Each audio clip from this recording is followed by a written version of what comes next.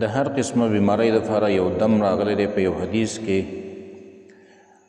او دا دم تر رسول الله صلی الله علیه وسلم ښودلی دی.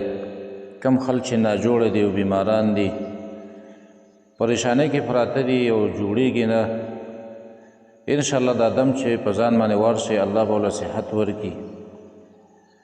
او دا حدیث امام بخاري راوړی دی. حدیث کې راځي عبدالعزیز رحمه الله فرمایي وایي زه او ثابت رحمه الله یو ځل دواړه د انس ابن مالک رضی الله تعالی عنه خواله لاړو. هلته چې لاړو نو ثابت رحمه الله وایي انس ابن مالک ته وویله چې ابو حمزه، ابو حمزه د انس ابن مالک کنیت دی، ورته ویل ابو حمزه زه بیمار یم او ناجوړه یم.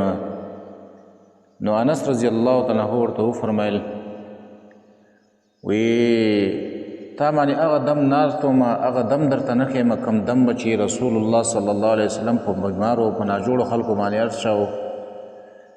نو هغه ورته وویله چې ضرور دا دم ماته وښایه، دا دم په ما باندې واچوه. نو انس رضی الله تعالی عنه پې وایي دا دم واچوه، دا دم یې ورته وښودو. هغه د دم الفاظ داسې دي: اللهم رب الناس مذهب البأس اشف انت الشافي لا شافي الا انت شفاء لا یغادر سقما. دا بهترین دم دی. کوم خلک چې ناجوړه دي ځانم پې په خپله دمولی شي، بل څوک هم را لګېدلی شي او دا بیماران پې دمولی شي. هر قسمه بیماری کې چې څوک مبتلا دي دم سره به الله پاک صحت ورکړي.